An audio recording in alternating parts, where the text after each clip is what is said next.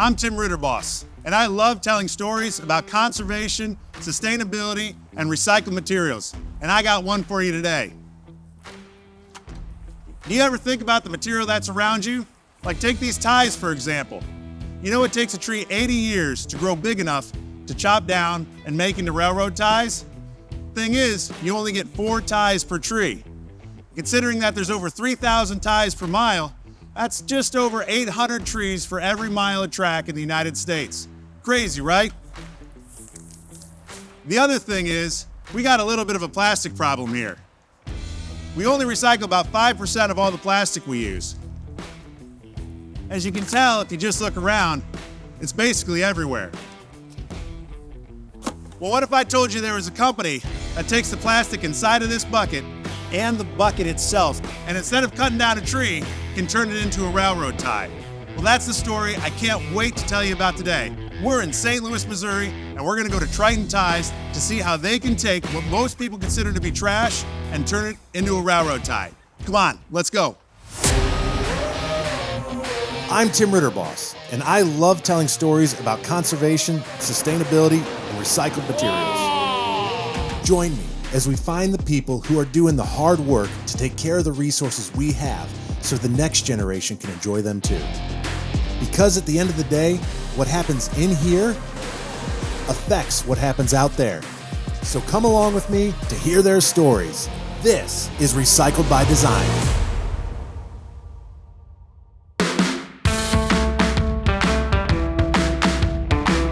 Greg Jansen leads the team here. A former United States Marine with a decades-long passion for recycled materials is taking on a new mission. He's going to take us through the process of turning used plastic into a composite tie. And his passion, discipline, and military-like attention to detail were evident from the moment we met. Tell me, what do we got going on here? What is all this stuff? So you've got post-commercial material in the form of pallets, post-commercial material in the form of carts, residential material coming from MRFs in the form of these bales. Now, what's a MRF, and how does material get to a MRF in the first place? What is that? Yeah, so a MRF is a material recovery facility. So the best way for people to think about it is when they put something at the curb, it goes to the local MRF. And it's typically a local asset that handles about a 50-mile radius. We're what's called a secondary sort facility or a reclaimer. They make a product specifically for us, and then we buy it from them and it's shipped here. Now, the thing about recycling is this. In order to recycle something, you have to have some kind of product that you can recycle material into and then produce something people actually want to use.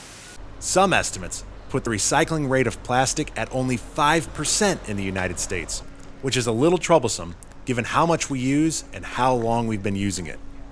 Consider this 1955 Life magazine cover celebrating the joys of throwaway living, and the fact that almost everything we buy has plastic in it and usually comes wrapped in some kind of plastic. To put it into perspective, the US generates enough plastic waste to fill a freight train that would stretch from Philadelphia to Los Angeles every single year. That's where Greg and his team come in. They're creating a product out of recycled materials that is critical to our country's infrastructure. The only questions are, can they make the ties cost-effective, and can they make them strong enough to stand up to fully loaded freight trains? So this bale is a great example. This is called a mixed rigid plastic bale, and this is produced from local material recovery facilities from sort lines, right? A large detergent container. I got a plastic rake. I've got a vinyl siding piece here. So that's from the residential material recovery stream. The other thing I want to point out is this is a little bit of a different stream here. These are bales of car seats. So one of our major big box retailers in the country does a take back program, once in the spring and once in the fall. And for a couple weeks, they take car seats back. This car seat's about 17 to 20% metal. We can handle metal. We can probably handle the most challenging streams of post-consumer plastic, and then that material goes directly into the railroad tie. So at the end of the day, that's really giving you more material to recycle versus having a very narrow set of things that you can actually Exactly. The amount of plastic that we can handle is kind of lined up with the realities of the waste stream. So if I'm at my house and I've got an old detergent bottle or a broken rake, as we saw, that goes to a MRF, that gets sorted, and then that ends up here with you. And all this stuff gets kind of put into the chili, if you will, and then eventually made into product. But you can't just melt down a rake or a car seat, shape it into a beam, and hope you've got a passable tie. We've got to take this large material and we have to reduce it. We'll go through a shredder, which will reduce it to a 4-inch minus. In order to load the shredder, they use an excavator, which leaves me with just one question. Mind if I give that a shot? You're qualified on heavy equipment, right? Caterpillar, never been in a Komatsu, but it's close enough. Similar, okay. I want that bale, Okay, and that shredder. all right. All right, not the other bales, that bale. Let's do All it. right, do Let's it. do it.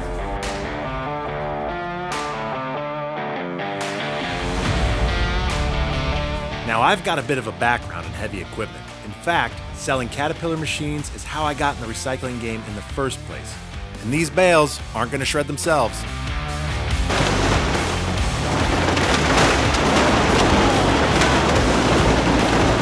I'm not sure we put you on production yet, but you got it done. Hey, at least we got one. Right, that's right. Once the bale is shredded, the material is reduced in size. Then it travels up a conveyor belt to a sorting station where wood, paper, and other undesirable material is pulled out by hand. The system can handle pretty much anything, but there's things that it doesn't like that we want to pull out by hand. It's a manual job. Like what? Wood, cardboard, paper, styrofoam, coolers. Yep. So it's got to be done manually. Talk to the guy up there. He's going to show you what to do. Yeah, right on. And then we'll see if you can keep up. I mean, I got long arms. I think I'm gonna nail this thing. You It's might, gonna be easy. but I doubt it. All right, You let's wanna give it try a it? shot. All right. All right, got it. Go for it.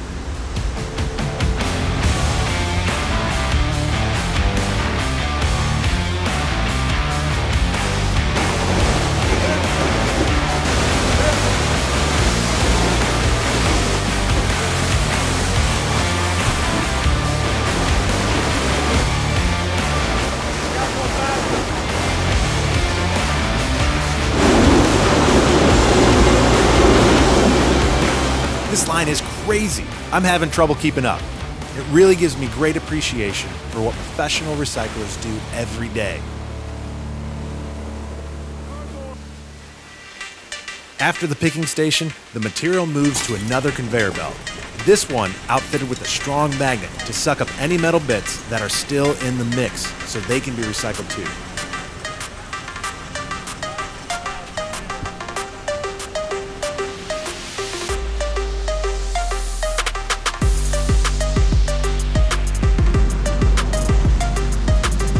Next, the material is rinsed, cleaned, and sorted.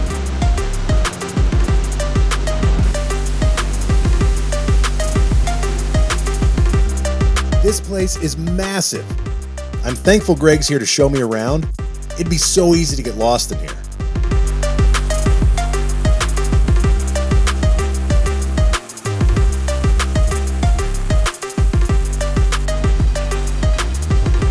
Finally, the clean plastic is collected in a super sack and stored until it's time to make ties.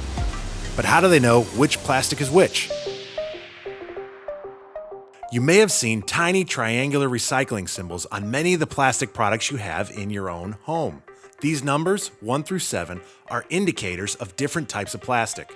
Now the great thing about polyethylene and polypropylene and other plastic is polyethylene and polypropylene, which is what we want, it floats. All other plastics sink. So that's our first big cut of what we want versus what we don't want. So you can take a bale that's got different types of plastic, and that water is going to separate the good stuff from the stuff that's undesirable here. For us. So then it gets bagged and the samples are taken and those samples go to the lab. Okay. So let's go take a look at the lab. Yeah, check it out.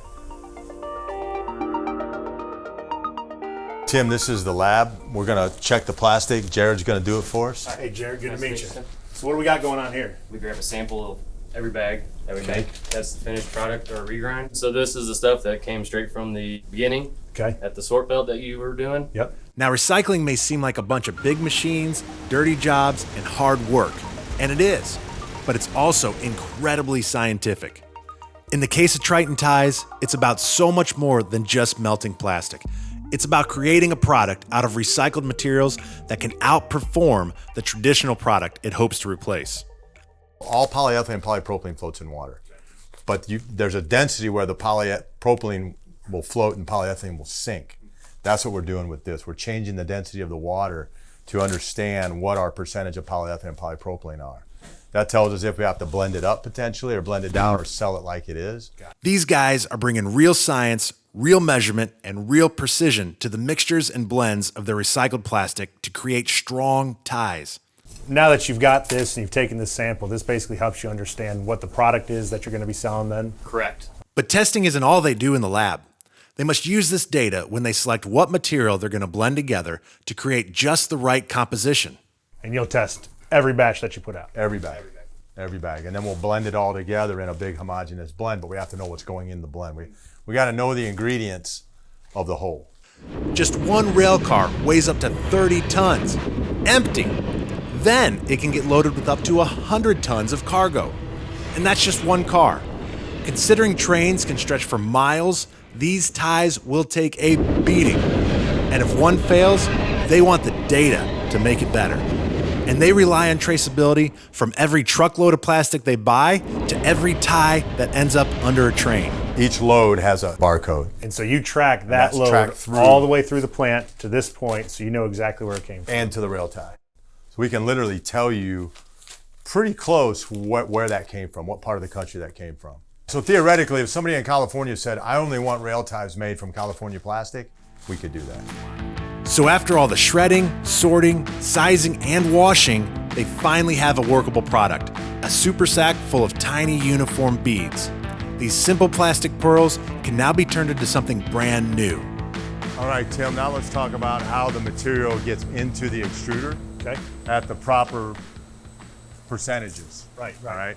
So the cool thing about our system is it's what's called a continuous feed system. Okay. Meaning it's not a batch system. We don't have to mix it all ahead of time. It each has its own inputs, and these inputs are measured very precisely how much of each ingredient goes into the extruder. For example, that's a weigh belt. It's so sensitive that if I were to put an empty water bottle on there, it would measure that weight difference. And it's weighing while the plastic It's weighing is while it's running. So that's one blend of plastic going in. Okay. The other blend of plastic is what we're pulling down there from the super sack into the loss in weight feeder. It measures very precisely another blend of plastic. So those are going in together, right? This little hopper has an additive in it. For example, it might be a colorant to make sure that the tie is black, and then has a UV protector on it. And then this hopper is for our glass fiber. So we add glass fiber to the tie to give it strength. Okay. It's kind of like rebar in concrete. Yeah. You would never build an interstate without rebar. Well, you shouldn't build a tie without some type of reinforcement like glass fiber. That really gives it its strength. So up here is where you're really blending that chemistry to get that exact right product that's going to go into the tie. Let's take a step back. You might not know how important trains are to our everyday lives. Not only are there millions of passengers riding the rails each year in the US, but we ship nearly 2 billion tons of goods each year too. Everything from corn to cars, from military hardware to your next Amazon purchase. And it's pretty efficient too. In fact, if you wanted to move 1 ton of cargo 500 miles, it only takes a gallon of diesel to do it by train. Now I love my F-150, but my half ton, let alone a semi, isn't anywhere in the stratosphere of that kind of efficiency. So now that we've got everything we need prepared and tested, let's make a tie. So Tim, now I want to introduce you to Sam, our process engineer. He's going to talk about how we actually make the tie. Awesome. Sam, Tim. Good to meet you, Sam. Nice to meet you, Tim. So we've seen a lot to this point. We saw bales come in, get broken down, saw it go through the wash plant, saw you guys blend stuff together up there. So this seems to be where all the magic is happening. So tell me about it. Yeah, you're exactly right. So as that material up there, as you saw, enters our extruders, it turns from a solid into a liquid state. As that melt passes through our system, it enters these molds here, and then we cool that melt back into a solid form. So after about an hour, it's ready to pull, and I'll show you how it's done right now. Awesome. It'll come out nice and slow. Seems a lot simpler than all the sorting I was doing before. So How much force does it take to pull this tie out of here? sometimes when they're stuck, over 10,000 pounds. Really? Yep. And this is a big tie. How much does this thing weigh? This one here weighs about 200 pounds. Really? And how many can you put out a day? Oh. Too much. That was exciting. Almost broke our machine. Good job, Tim. Oh, man. Are we still rolling on that? Did you get that mark? After breaking their machine, it's time to examine the tie for integrity with a state-of-the-art x-ray machine. This is the kind of thing you might find at a TSA checkpoint at the airport. Here we're going to check the inside of the tie for any defects. Could be large holes that we call voids, or something else that enters the tie that we don't want there. I'm going to let you operate this one. Now, Greg will be the first one to tell you that the sustainability story of his ties is awesome. But if they don't perform, they won't get deployed. In other words, no science-based strength, no sales, no sustainability story. Looks good to me, but what do you think? Yeah, so this is a good looking tie. So what we're looking for are large white areas that indicate a lack of material.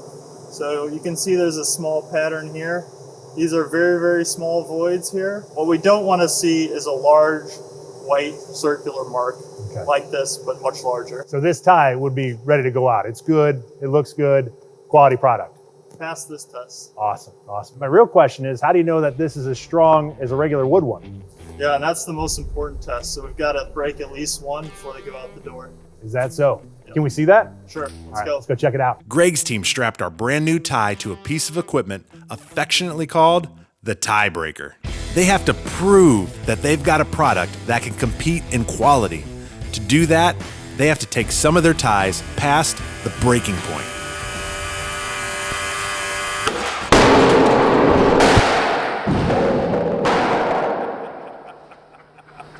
That was awesome.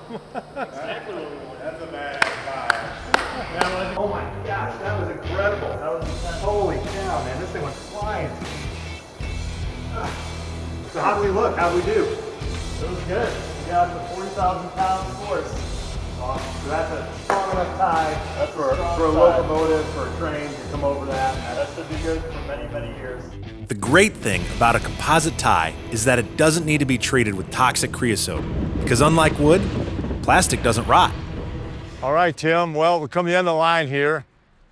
This is the finished product, bundled into stacks of 20. This is how we ship them. They can ship on flatbed, they can ship on rail to go to their final destination. You know, if you think about it, we started with basically just post-consumer plastic coming from residential and commercial sources, and then eventually molded an incredibly strong tie that we like to say is engineered for the long haul. One of the biggest benefits of a composite tie is that it doesn't require a tree to be cut down. However, what could be even more important is it provides a home for millions of pounds of used plastic to get a second life. Considering there are over 20 million ties replaced in the US every single year, composite ties provide a huge opportunity to recycle a lot of plastic.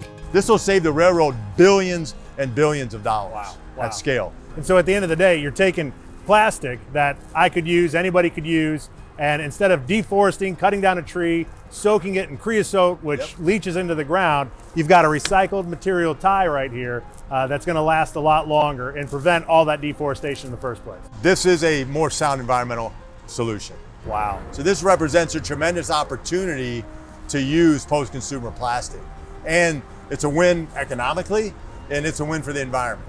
That's incredible. Yeah, it's awesome. That's incredible. It's an awesome product. Greg, thank you so much for letting us come out here today. You know, at the end of the day, these are good for the environment, they reduce deforestation, and they're good for the railroads. I mean, what a cool use of recycled materials. So thanks a lot. Awesome, man. Appreciate coming out, man. Appreciate you being here. Thank you. Right on. This solution makes so much sense. His team is creating a product from material that is so often simply wasted. Think about this. For every 4 composite ties made of recycled materials, there's 1 tree that didn't need to be cut down. So the next time you find yourself on a train or near tracks, look down. You might see one of Greg's composite ties made from recycled materials. And if you don't, ask yourself, why not? If you've got a story for Recycled by Design, reach out. We want to tell exciting stories of conservation, sustainability, and recycled materials. Who knows? We could tell yours next.